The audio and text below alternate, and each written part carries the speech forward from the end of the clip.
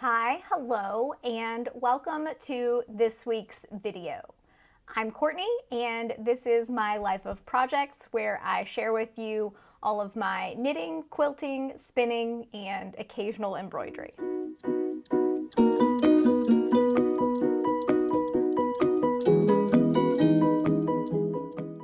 So if you notice, I'm wearing my finished sweater. So after more years than I care to mention, I have finally finished the Grutter sweater, which was actually supposed to be for my spouse. But as you can see, it fits me. It does not fit them, so this is now my sweater. I was making the 42 in men's, and there is no way that this would be a 42. I typically have about a 35, 36 chest size, and it fits me quite nicely. So yeah, obviously I haven't blocked it yet. I don't know if you can tell that it's a little bit like lumpy bumpy, but that's fine. I don't care. Yeah, so I realized that I knit way tighter than I would like to admit. So I'm trying to deal with that in projects moving forward. But I'm just happy that it's done and that it's wearable. The collar is a little weird, but actually I kind of like it because it's not like touching my neck too much. It's almost like a mock neck. The original collar on the men's was kind of a rolled collar, and on the women's it was like a turtleneck finish, which I don't like either one of those. So I just did some ribbing and I tried to decrease it enough to make it a reasonable collar size on me. I don't like boat necked things. I like a crew neck.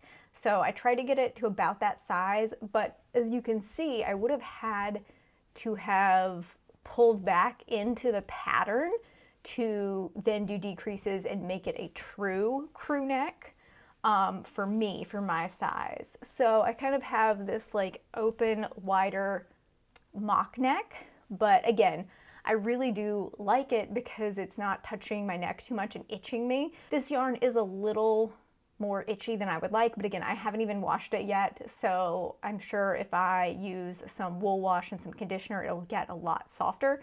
But I really like how it fits me, and I like the looser neck, and I like that it kind of stands up on its own, so I'm almost scared to wash it and block it because I don't want that to go away. I'll get over that hurdle another day. So I thought I would wear my new sweater while we talk about my plans for 2023. And I'm just gonna go ahead and say right now, I'm probably gonna accidentally say 2022 like 5 times. This is about 2023. It's almost the new year. So I am going to pop up my screen recording of kind of what I'm going to be talking about. So I'll put myself down in the corner as we go through this. I'll also have timestamps down below, so if you only are interested in the quilting section, you can skip ahead to that. But we're going to start with knitting. And first off, as I mentioned in my previous video, I do have some overall goals for each one of kind of my crafty hobbies that I want to focus on that aren't project specific. So I'm going to go over both my goals and then my projects that I want to work on. For knitting, I have 3 goals that I want to work on this year, and the first is to learn sweater construction.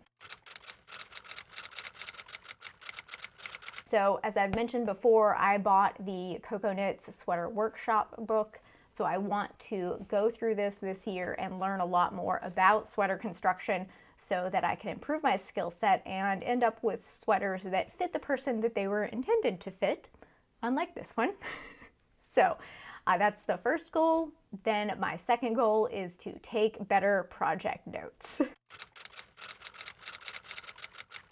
So I realized this morning when I was looking at another sweater to make that I should refer back to this sweater and see what measurements this should have been so that I can then look at what chest circumference did I think I was knitting according to the pattern versus what it actually came out.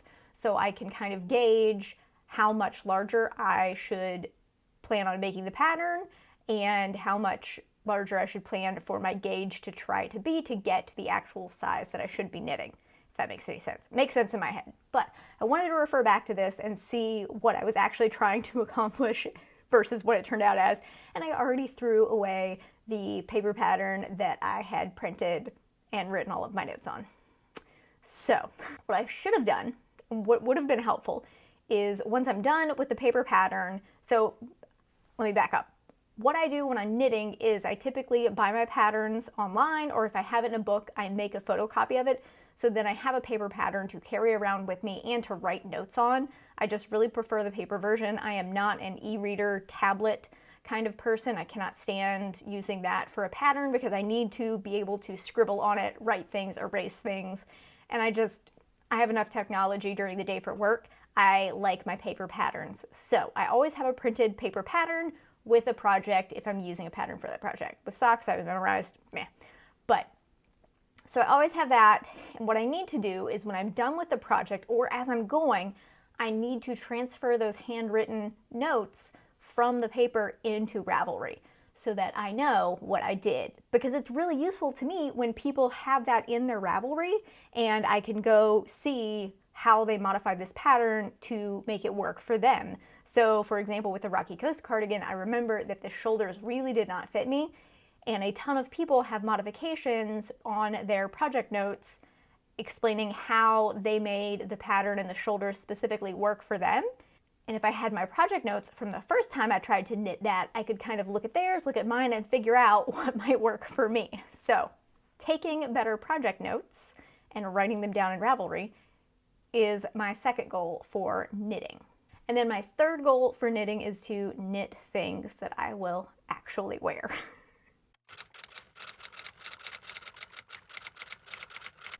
And I think I'm already messing up on this goal, but we'll get to that in a minute.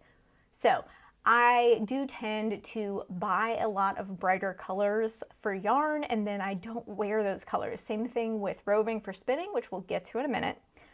But I really want to focus on buying and knitting things that I will actually wear. So a lot more neutrals and thinking carefully about either what I'm purchasing or what I'm making, about whether or not this goes with my wardrobe, whether or not I'll wear it. So for example, this sweater, these colors, absolutely. If this wasn't so warm, I would wear it all of the time. So I really do like this. I love the pattern. I like how it looks. I like the fit. And these colors are things that I would wear to work on Zoom. I'm definitely going to wear this for like our first Zoom meeting back and show off my new hand knit sweater.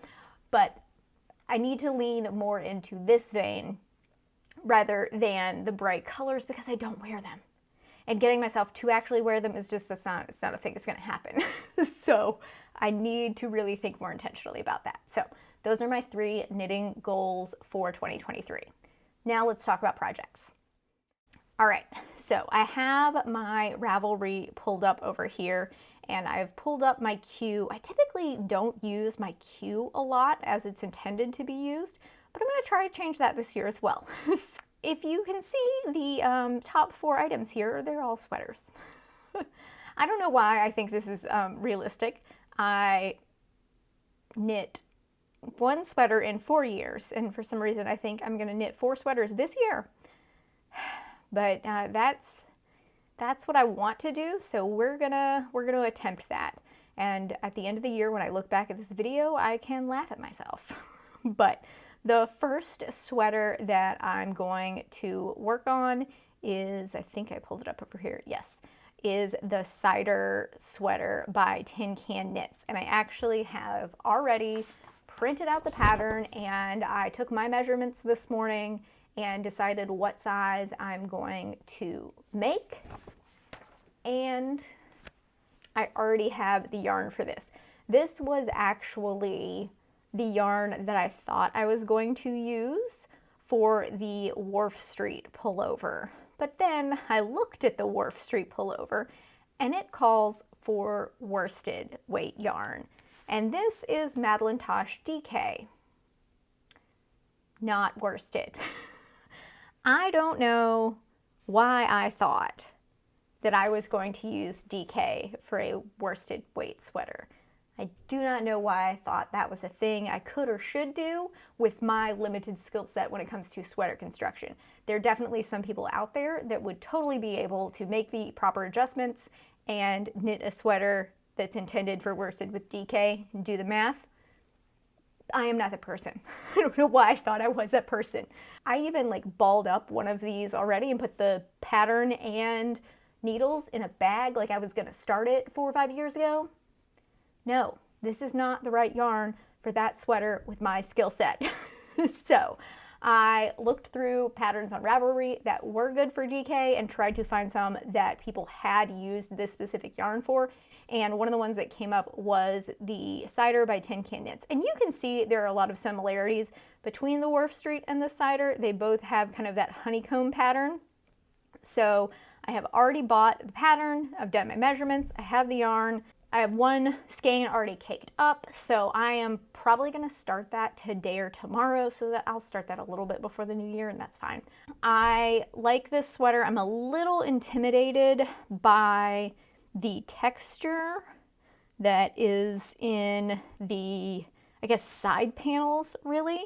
I'm fine with the cabling, I'm fine with the honeycomb, but it's this kind of textured seed stitch that is making me a little anxious, just not because that's hard in the sense that it's like a difficult stitch to do, but remembering to do the proper knit or purl at the right time and not screwing it up. That's going to be the hard part. So we'll see. And not messing up those cables and twisting the wrong way. Yeah. All right, this is going to take a considerable amount of time and focus, but that is our first sweater goal for the year. The next one in my queue is the Wharf Street pullover. I bought yarn yesterday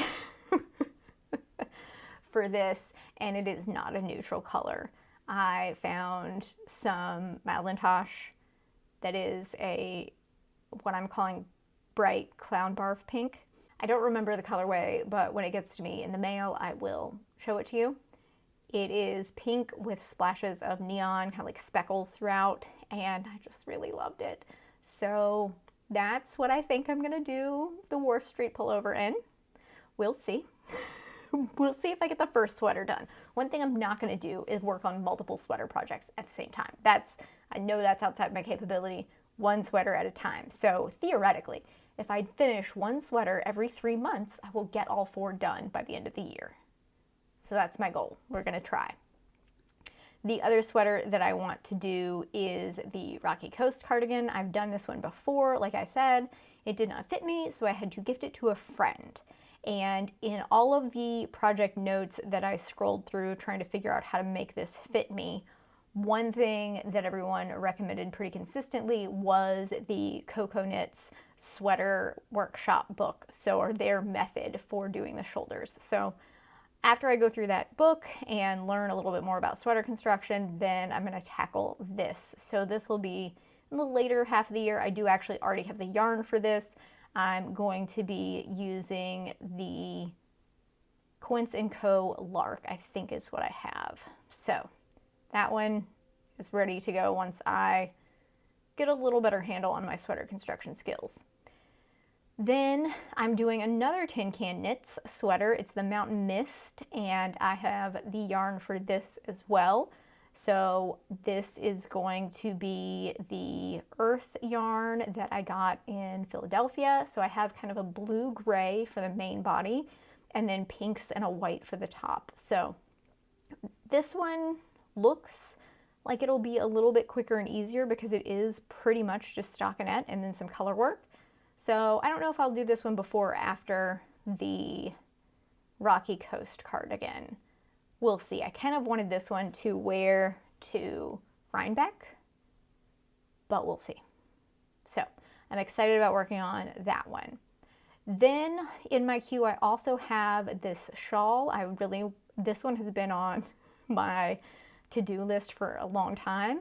I have a couple different options for the yarn that I could use for this, but I really just like the black and gray. It's a neutral, it's something I would wear, but I want to knit the pendulum shawl and have that this fall. So that's another one that is in the queue will probably get started in conjunction with a sweater project because that's one that's a little bit easier to cart around. Sweaters for me are kind of at-home knitting projects, but a shawl or socks, depending on how massive the shawl gets, I don't have a problem taking those with me on trips and things. So this one is pretty high up in the queue, but we'll see when I actually start that one. Then another big goal is to finish these socks.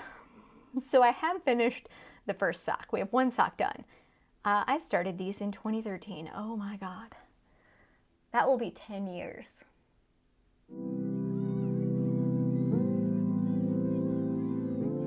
Okay, I have to finish these this year. This is no longer a goal. This is now a must-do. So yeah, we're gonna finish those. I'm gonna find that. Honestly, I don't know where that project is right now. I have a guess. I think it's in the living room in a basket that I don't usually open. All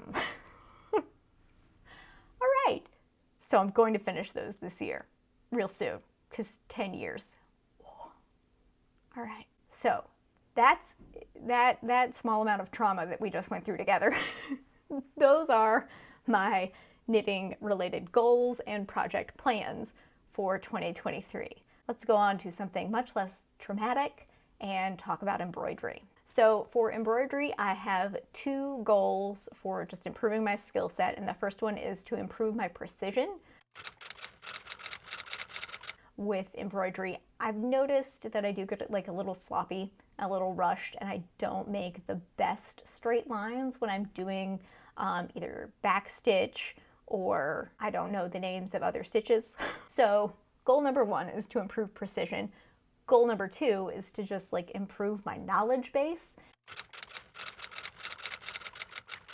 and learn the names of the stitches, because I can do, like, I know what a French knot is and I can do that. I know several different ways to do a straight stitch, but I don't know the names of all of them. So I would just like to become more well-versed in embroidery terminology so I can just talk about it a little bit easier. So those are kind of my two skill set based goals. And then for projects, we'll hop over to my laptop. The first project is to finish the flower sampler that I'm working on sometime this spring. That's pretty reasonable. I'm about halfway done with that, so I should get that one done. So project-based goals, finish that one. The other project-based goal I have is to do some type of Halloween embroidery. So I've got a couple options here, and I'm kind of in between this one, this little coffin. I like the black background, so that's one. I'm just a little intimidated by how small that is and how small all those little stitches are. It just seems like a lot of space for me to make an error, so that's one option. I also really like the witch's hat on this one, so I may buy this embroidery pack and do that one. And I don't know if I like the orange with the black thread or if I would want to do something different, but that one seems a little bit more my skill set compared to this one. I like this one, I think, a little bit better, but this one I'm more comfortable with. So we'll see, but my project-based goals are to finish the one embroidery I'm already working on and then do something for Halloween so that I have that to put in the living room. So those seem pretty manageable compared to the knitting section of this. Okay. We had a quick location change and outfit change because I was entirely too hot in that sweater. But we're gonna move on to quilting goals and quilting projects that I want to get to in 2023. So my first quilting goal is to learn to use my new AccuQuilt Go. So I got an AccuQuilt Go from my parents for the holidays. I've actually had it since Thanksgiving, since we did Thanksgiving Christmas, and I have not used it. I still need to read the instructions, open up the die pack, and figure out how it works. I'm a little intimidated by it. I really want to learn how to use it because I struggle with cutting neatly. So I'm hoping this will help me have more precision in my piecing. So I'm excited to get to use that in this coming year. And the next thing that I want to work on in 2023 is kind of project related, but kind of not. I want to work on, yes, do you want to help? I want to work on a few non-quilt related things. I want to get back to making bags. I want to specifically make the project bags that I said I was going to make. And then I also want to make some book sleeves. I have a couple that I've ordered on Etsy, but since they're simple shapes, they're not circles, I feel like I could make these. And then I could have more options for the patterns that I want. I think it would also be cheaper if I made them. So I'm going to attempt to learn to make book sleeves and project bags this year. So kind of project focused, but also increasing my skill set and comfort level with non-quilty objects. Then my last goal is kind of skill focused and kind of project focused, and that is to finish 2 king-sized quilts. So I'm hoping that I get both of the quilts I want to get done for the bed. That's the goal I'm setting for myself. So really going to try hard. So quilting goals are a lot more project focused, but that's fine.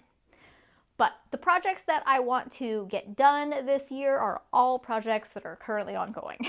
So I'm really trying to clear my slate for quilting. So the first project that I want to finish is the mini series Sew Along. I have not touched that during my holiday break at all. I have not had near the amount of time that I thought I would have to do things. So I want to finish the mini series and turn that into the quilt that I've envisioned in my head. So that's my primary goal for 2023 for quilting. Then the next goal that I have is to finish the Halloween quilt that I was working on. I got a little intimidated by cutting the triangle pieces for the middle and kind of stopped, but I'm going to try to get that done early this year so it is ready to go on the bed for October. Then I also have the postcard from Sweden quilt. It's like a quarter of the way put together. So I want to finish that and have that one on the couch this year. So that one definitely needs to come out of hibernation. I also have the fabric for the holiday quilt that I talked about earlier this year, did not get to. So that's the other king-sized quilt that I want to finish. I have a similar one that I've called my paint stripes quilt, and that one fit the queen size bed that we used to have, so I want to make that same pattern, which is really simple, for the holiday quilt to have on the bed by this time next year. So I'm going to work on that and the Halloween quilt as the 2 king-sized quilts, for my 2023 goals. And then the last one that I want to finish is the Lloyd and Lola quilt. I have everything cut out for it. Probably all the markings and the labels that I put on those pieces have faded at this point, so I will have to figure that out again.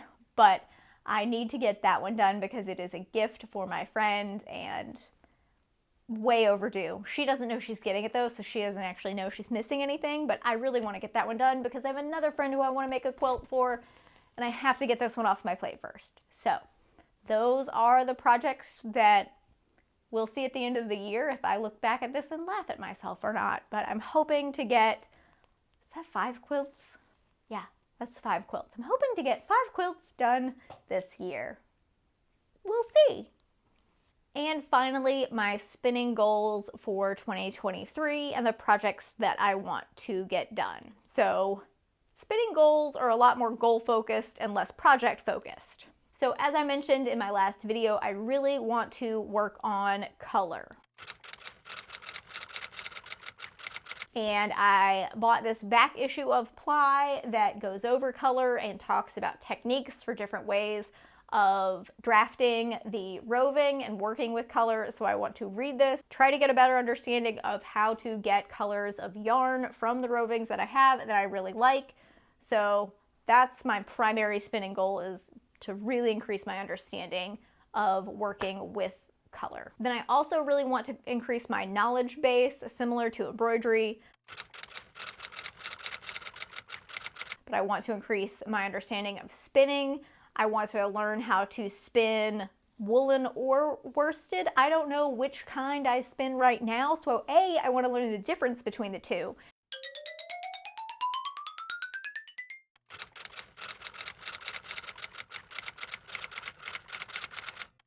And B, I have to figure out my terminology before I can even figure out which one I need to learn.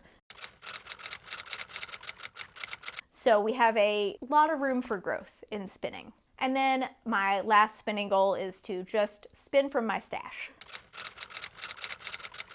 So I have quite a bit of spinning stash. I used to have a couple Fiber Club subscriptions, and I've been gifted fiber over the years, and I really need to either spin what I have or let it go. So I pulled out a couple examples of the fibers that I have hoarded for several years that I want to spin up.